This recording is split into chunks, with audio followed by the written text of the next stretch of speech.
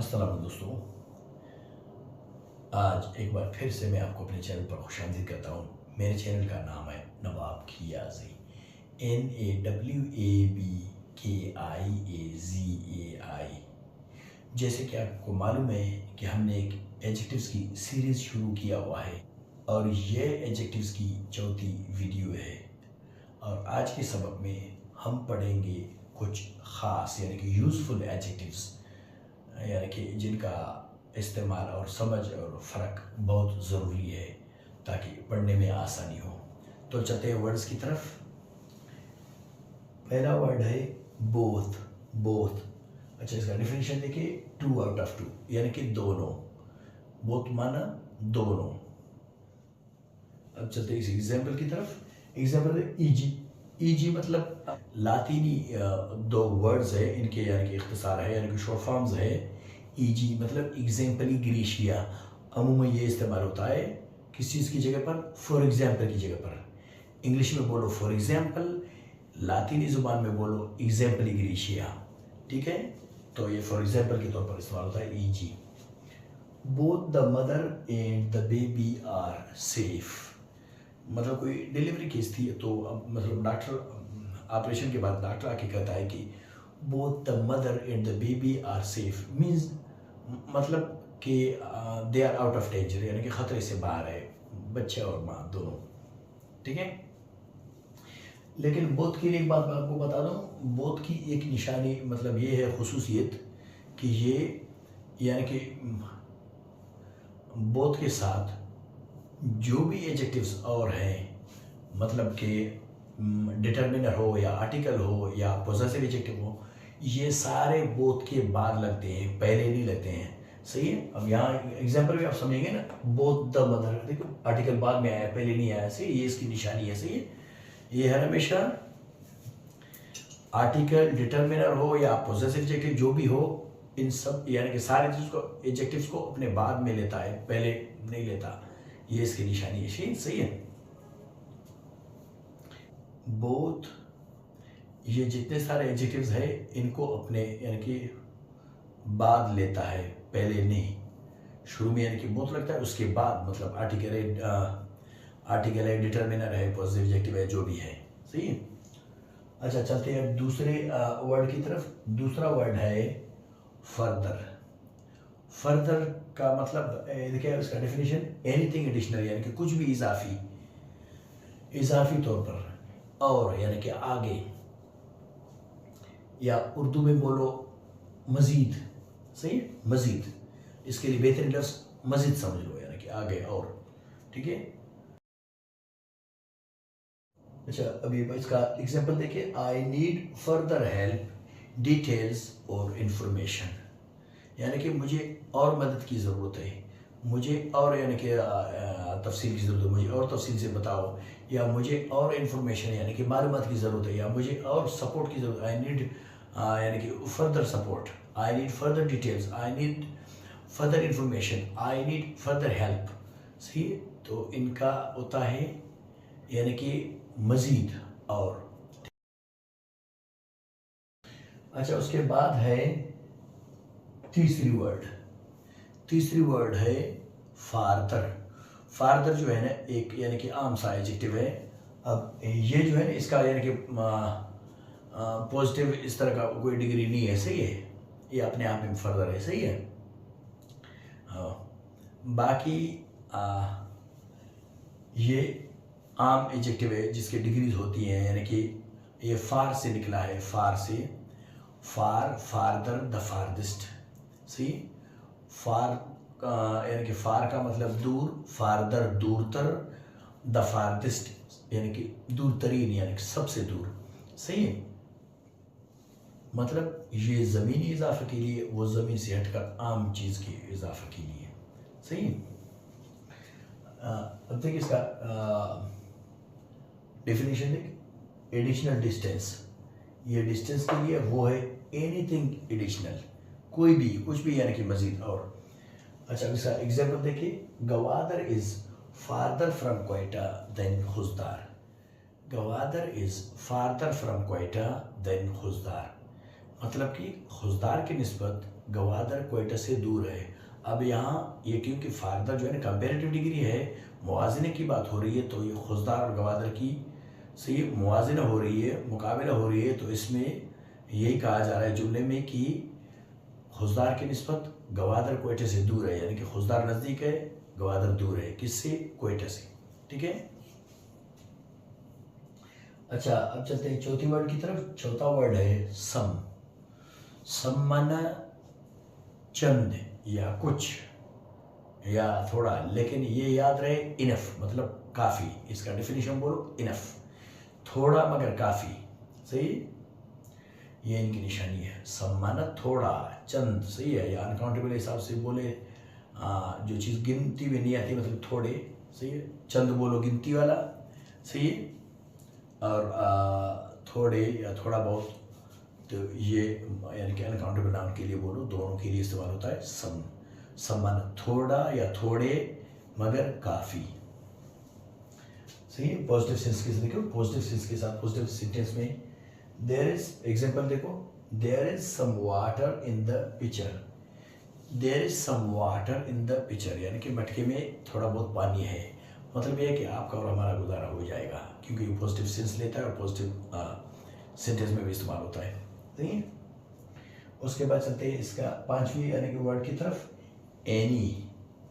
Any जो है ना, जिस तरह सादा जुमलों में पॉजिटिव जुमलों में आई मीन पॉजिटिव सेंटेंसेस में सम का इस्तेमाल होता है, तो नेगेटिव और इंट्रोगेटिव जुमलों में, नेगेटिव और इंट्रोगेटिव सेंटेंसेस में सम की जगह एनी लगता है। ये निशानी है इनकी। सही, एनी लगता है नेगेटिव और इंट्रोगेटिव जुमलों में, सम लगता है पॉजिटिव जुमलों में। अब इसका एग्जांपल देखिए, There isn't any water in the pitcher. There isn't any water in the pitcher. यानी कि मटके में कुछ भी पानी नहीं है। तो ये क्या है? ये नेगेटिव सेंटेंस है। सही। अच्छा, उसके बाद है, अच्छा इनकी एक और बात बता दूं, ये सम और एनी, सम जो है ना ये लगता है कभी कभी, ये लगता है अमूमन यही है, अमूमन पॉजिटिव सेंटेंस में सम लगता है, नेगेटिव इंट्रोगेटिव में एन लगता है, लेकिन कभी कभी ये इसके उलट हो जाते हैं। सम कभी कभी नेगेटिव सेंस भी देता है, यानी कि मतलब मनफी सेंस बोलो। सही है। और एनी, एनी जो है ना कभी कभी पॉजिटिव सेंस भी देता है। ये इनमें फ़र्क है, यानी कि ये कभी कभी उलट हो जाती है अपने। सही है। मतलब सम आप देखेंगे जुमले में सम है। सही है, यानी कि मीनिंग पॉजिटिव है, सेंस नेगेटिव है। अच्छा, एनी कभी कभी आप देखेंगे ये मीनिंग नेगेटिव है लेकिन सेंस पॉजिटिव है। सही है, तो ये फर्क है इनमें, ये याद रहे इनमें। अच्छा, चलते हैं छठी वर्ड की तरफ। छठा वर्ड है मच। मच का मतलब है ज़्यादा। मच का मीनिंग ज़्यादा, लेकिन अनकाउंटेबल के लिए, वो चीज़ें जो यानी कि गिने नहीं जा सकते, ये उनके लिए है। देखा, अनकाउंटेबल मच। अब इसका एग्जांपल देखिए, there is much water in the picture. There is much water in the picture, यानी कि मटके में बहुत पानी है। सही, तो ये मच होता है ज़्यादा के लिए। ठीक है। उसके बाद चलते हैं सातवें वर्ड की तरफ। सातवां वर्ड है मेनी। मेनी मच का जोड़ी है। मेनी का माना भी ज़्यादा, मच का माना भी ज़्यादा है, लेकिन मेनी काउंटेबल चीज़ों के लिए, जो चीज़ गिनती में आती है उनके लिए इस्तेमाल होती है, और मच वो चीज़ जो गिनती में नहीं आती, मतलब जिनको गिना नहीं जा सकता, उनके लिए इस्तेमाल होता है। मैंने क्या देखो यहाँ, मेनी का काउंटेबल। सही है। एग्जाम्पल देखो उसका, there are many onions in the basket. There are many onions in the basket, यानी कि टोकरे में बहुत सारा प्याज है। ठीक है। अब चलते हैं आठवें वर्ड की तरफ। आठवां वर्ड है ऑल। ऑल, ऑल मतलब यानी कि सारे, सारे या सब। सही, सारे बोलो ऐसे। ऑल का मतलब है सारे। इसका एग्जांपल डेफिनेशन, इसका डेफिनेशन देखो, ईच वन यानी कि एवरी वन, यानी कि each member, every member, every part of something, every member of a group. सही है, तो रहता है ऑल। एग्जाम्पल देखो, all my relatives live in Khuzdar. All my relatives live in Khuzdar, यानी कि मेरे सारे रिश्तेदार खुजदार में रहते हैं। सही है। अब इसकी मैं आपको एक निशानी और बता दूं, ये ऑल जो है ना, ये बोथ की तरह है। ऑल भी बोथ की तरह है, यानी कि दूसरे जितने सारे एडजेक्टिव्स है वो अपने बाद लेता है, पहले नहीं लेता। चाहे वो डिटर्मिनर है, चाहे वो आर्टिकल है, चाहे वो पॉजेसिव एडजेक्टिव है, जो भी है वो ऑल के बाद आते हैं, ऑल से पहले नहीं आते हैं। सही है, ये याद रहे हर हमेशा। मतलब आप कहीं देखें कि my all relatives live in Khuzdar, ये गलत है।